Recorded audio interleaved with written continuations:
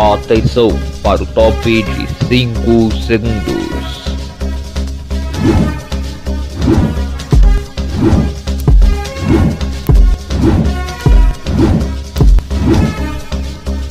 No ar, um campeão de audiência no seu ponto da notícia.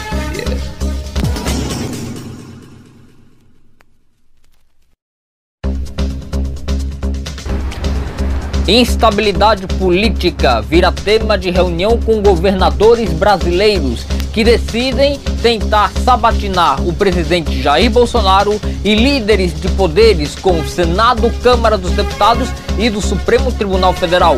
A intenção é amenizar os ânimos da crise política que o país atravessa. A crise do Afeganistão ganha novos capítulos. 7 pessoas morreram em um tumulto que aconteceu próximo ao aeroporto internacional de Cabul. E o presidente americano Joe Biden cogita adiar a retirada das tropas americanas do Afeganistão pelo fato da crise no país estar muito severa. Mas o Talibã diz que todas as tropas militares de outros países têm que se retirar até o último dia de agosto. Psicóloga encontrada morta dentro do porta-malas do próprio carro em Minas Gerais.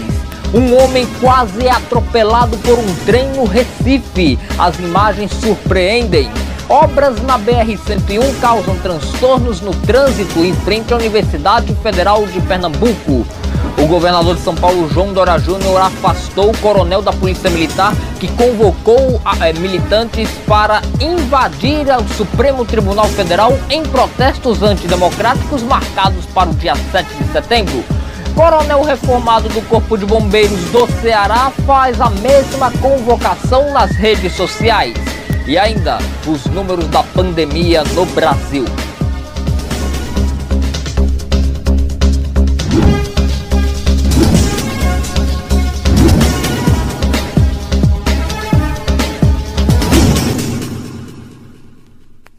Muito boa noite para você. Uma psicóloga foi encontrada morta no porta-malas de um carro no último domingo, no dia de ontem, no município de Pouso Alegre, em Minas Gerais. A psicóloga de 37 anos tinha saído para fazer um passeio de bicicleta, quando foi encontrada, isso no sábado, quando foi encontrada morta no dia seguinte pelo marido, um médico veterinário de 62 anos, dentro do veículo do casal. De acordo com o marido de Marilda Matias Ferreira dos Santos, de 37 anos, que é um médico veterinário de 62, a vítima tinha mandado mensagens para ele no sábado dizendo que iria passear de bicicleta. O marido da vítima estava numa fazenda em Cariaçu, trabalhando. Ao chegar em casa, percebeu que a esposa não estava e decidiu esperar. Horas depois, percebeu que a vítima não tinha chegado e decidiu procurar em delegacias e hospitais. No domingo pela manhã, ao resolver procurá-la no carro, encontrou a vítima morta dentro do porta-malas do veículo. A vítima, que era psicóloga, teria morrido há mais de 12 horas depois que foi encontrada, de acordo com a perícia. Devido às investigações estarem no início, a Polícia Militar disse que não pode apontar possíveis suspeitos. O marido foi ouvido e liberado e teve o seu celular recolhido para perícia. Na casa não tinha sinais de arrombamento ou de violência. No corpo da vítima também não foram constatados nenhum tipo de violência física cometido na vítima. Marilda foi enterrada no município paulista de Bauru ontem mesmo. Um homem estava atravessando os trilhos do metrô do Recife, nas proximidades da estação Coqueiral, no bairro de Tegipió, zona oeste do Recife, ontem pela manhã. De acordo com a Companhia Brasileira de Trens Urbanos, o homem estaria aparentando estar sobre o uso de drogas e quase foi atropelado por um trem da companhia. Nas imagens é possível ver o homem vestido com uma camiseta, short, chinelos e boné, andando enquanto o trem se aproxima. Em determinado momento ele pareceu olhar para trás e falar com alguém. Já bem próximo do veículo, o homem consegue sair do trilho e evitar ser atropelado.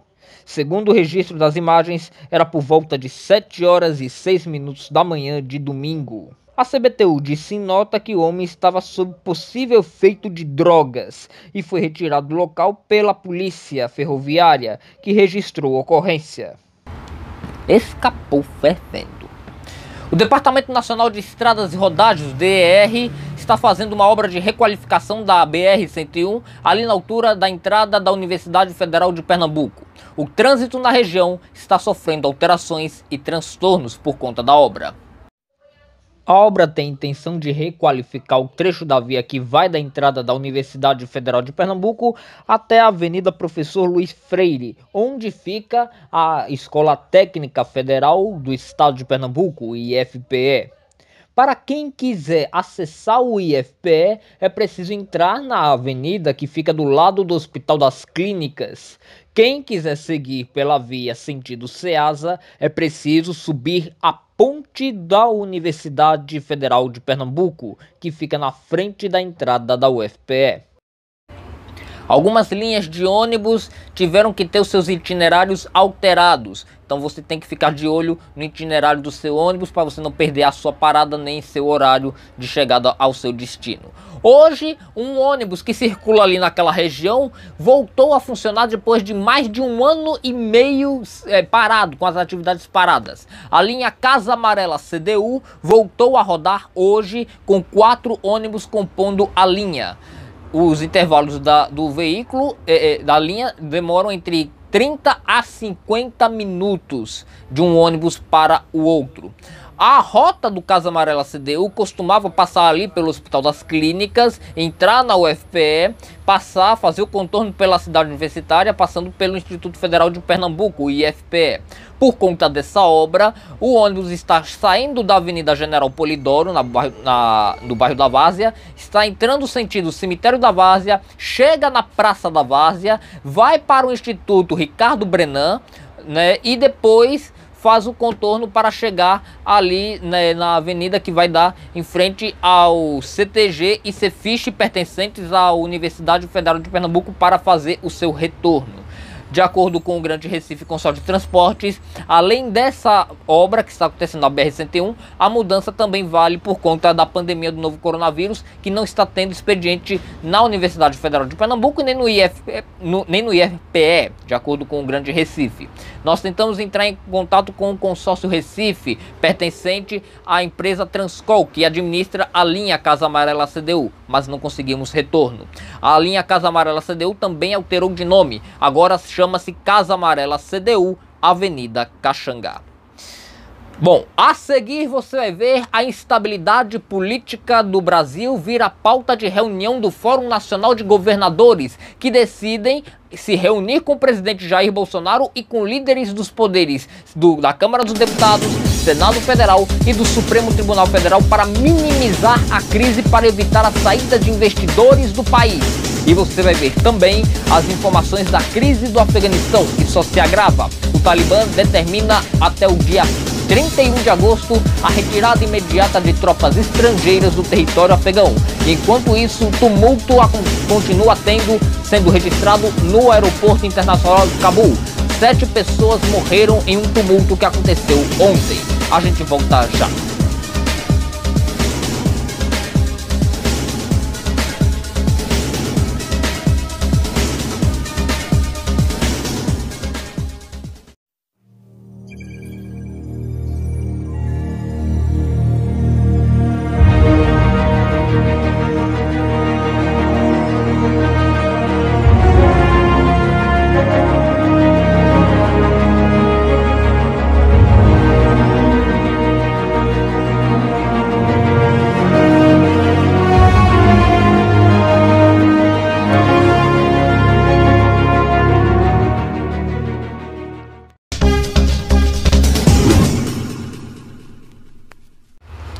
O Procurador-Geral da República, Augusto Aras, teve uma notícia-crime enviada ao Supremo Tribunal Federal, arquivada pelo ministro Alexandre de Moraes, agora há pouco, no final da tarde.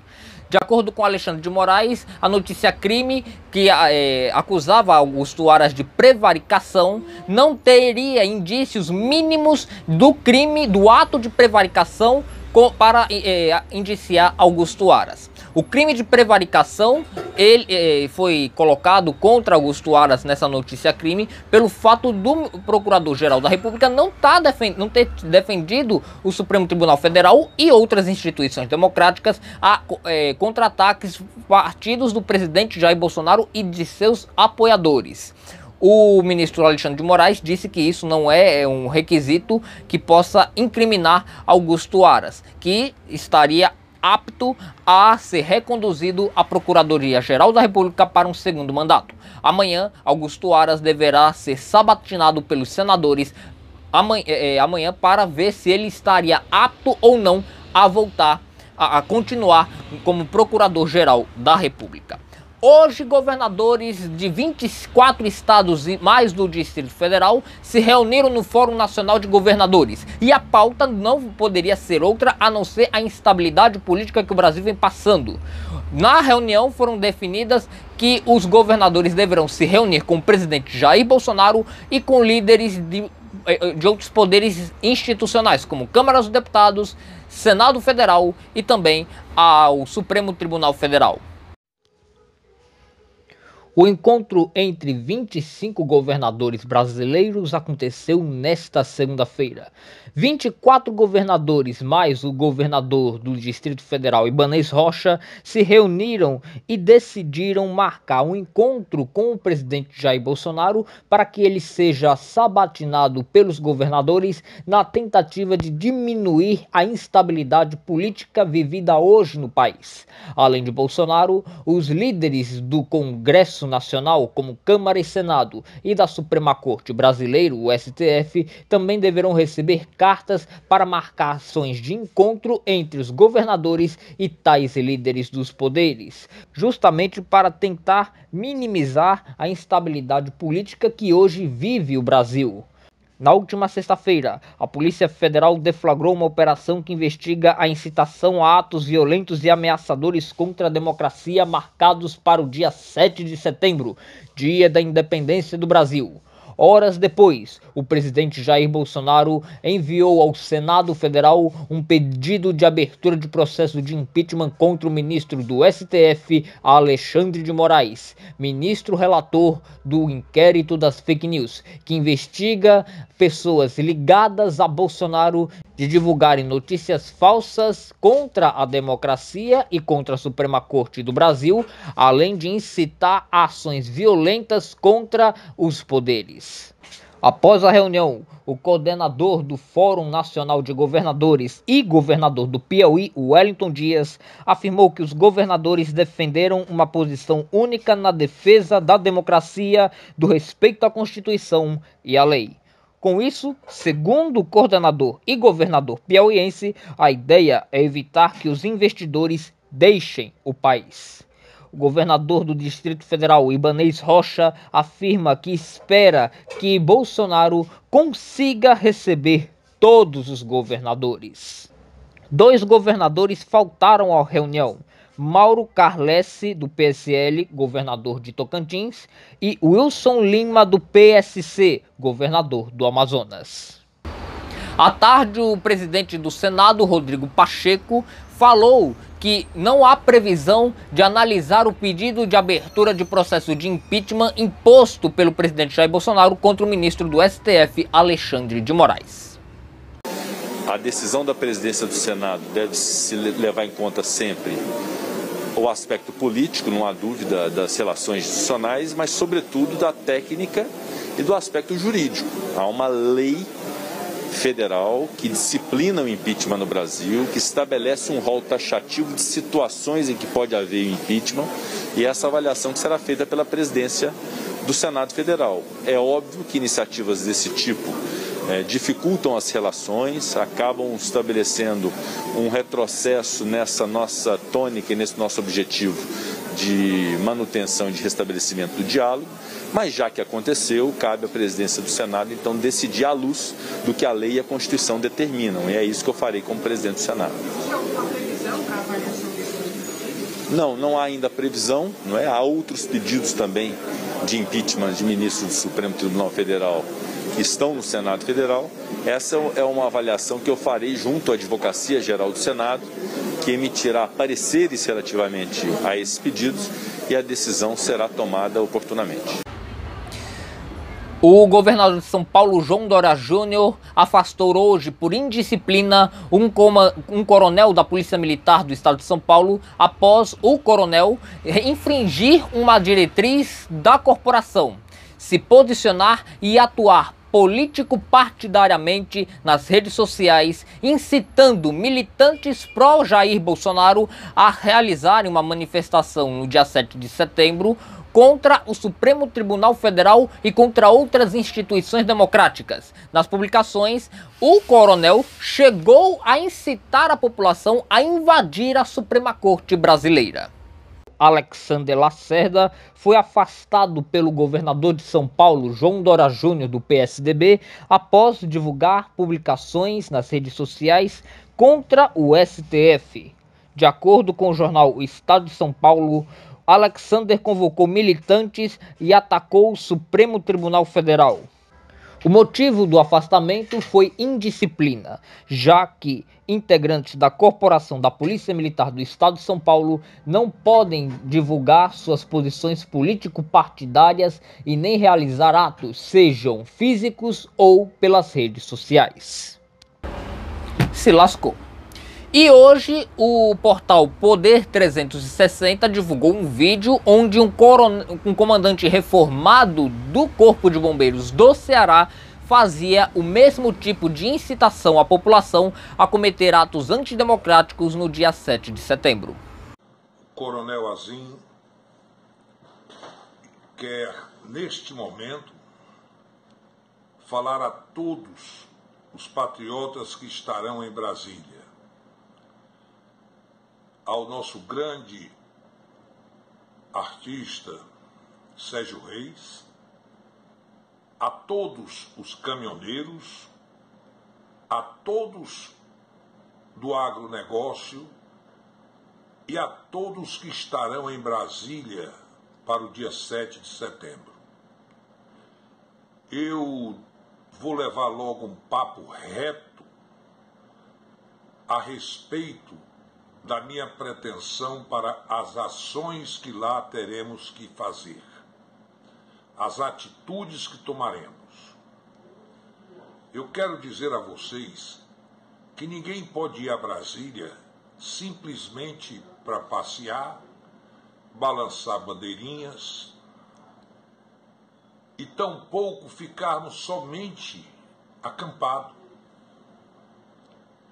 Nós que estamos, que se Deus quiser, em 1 milhão ou mais, é o que eu espero, temos que realmente nos programarmos lá, e aqui vai o meu recado, a minha proposta para a nossa ação. Como todos devem saber, nós teremos vários reservistas lá. Teremos também R2, pessoas que tenham conhecimento de como podemos fazer formações de grupamentos para podermos nos organizarmos e adentrarmos ao STF e ao Congresso. A minha proposta é essa. Eu tenho combinado isso com o Anilo, que é um militar também da reserva. Estarei me comunicando para isso com o meu amigo Tônio Ambrósio, que é um outro militar da reserva. E lá também levaremos outros que entendem sobre essa formação militar, cívico-militar. Gente, chega de nós estarmos apenas amedrontando porque eles não estão conseguindo sequer ficar com isso. O único momento que eles tiveram medo foi quando os blindados pararam de frente ao Planalto. Isso é uma coisa que nós vimos. Mas dessa vez eu irei a Brasília tendo um carro de som e que eu possa, junto com esses outros militares que lá se encontrarão, formarmos grupamentos, fazendo testa de mais ou menos 100 pessoas, vários deles, e daí, sob o comando de cada grupamento de um militar, eu espero que os caminhoneiros e o pessoal do agronegócio entendam isso, pela experiência que já temos nesse tipo de ação, e vamos juntos adentrarmos ao STF e ao Congresso. Teremos a bandeira do Brasil na frente, comandando, iremos organizados e querendo entrarmos na paz, mas caso haja reações, aí sim nós vamos ter que enfrentarmos, mesmo com a força, porque o que tiver lá para nos impedir, nós poderemos atropelá-los. Com certeza, com este número de pessoas que eu imagino que compareça a Brasília, porque é a história que nós estamos sobre o limbo de uma navalha e não podemos deixar que eles nos cortem. Nós temos que tomarmos atitudes severas, o povo forçará com isso a ação do nosso presidente e das nossas Forças Armadas. Com certeza estarão atrás de todos nós para darmos a proteção da mão armada. Mas o que mais é importante é o nosso planejamento de ação, a formação paramilitar de todos nós. Eu me proponho a isso porque eu não vou mais a lugar nenhum se não for para adotar atitudes. Ficar no blá blá blá, no mimimi, só no isso, vou fechar isso, vou fazer aquilo. Não. Isso aí, não. Eu quero essa compreensão de todos os caminhoneiros, desses heróis da estrada, desses homens que estão predispostos a retomar o nosso Brasil. Aprender a todos por causa de seus crimes cometidos contra a nação, contra o povo. Nós não estamos aqui mais para qualquer brincadeira. Vale ressaltar que o dia 7 de setembro é o dia da independência do Brasil e neste dia estaria programados protestos a favor e contra o presidente Jair Bolsonaro. Neste dia 7 de setembro, o presidente da República disse que iria discursar à população direto de Brasília. E alguns sites esquerdistas até exageram dizendo que seria um dia de um suposto golpe, uma suposta ruptura institucional que estaria para acontecer. Porém, a gente está repassando a informação de que vai acontecer protestos a favor e contra o presidente Jair Bolsonaro.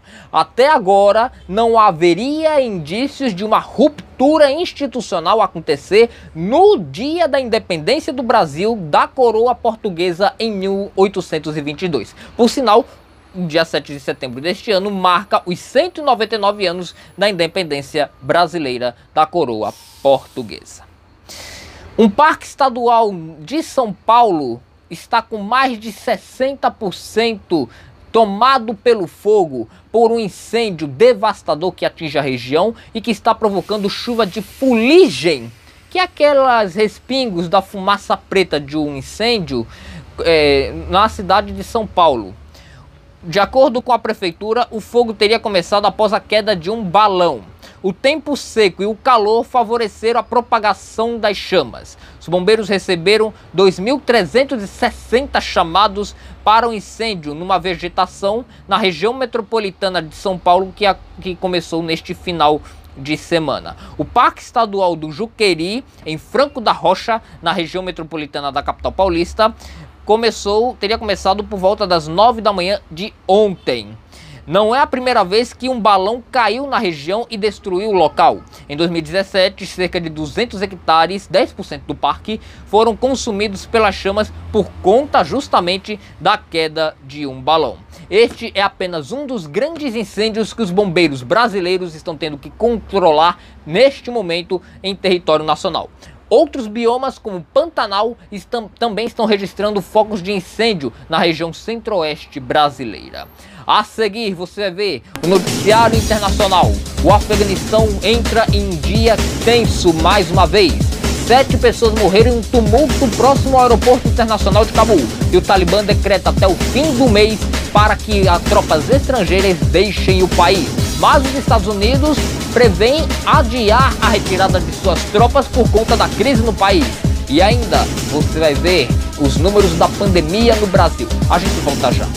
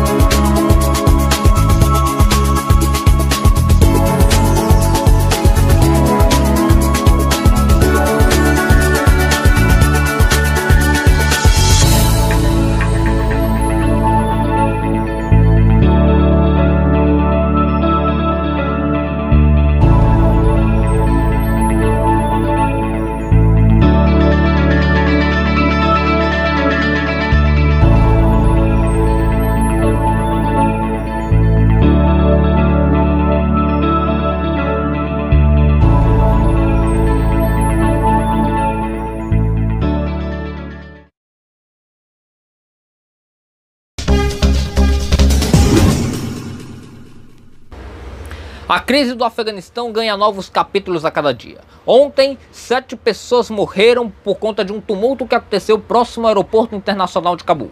Hoje, um homem não identificado atirou contra as tropas americanas que estão controlando o território do aeroporto internacional de Cabul.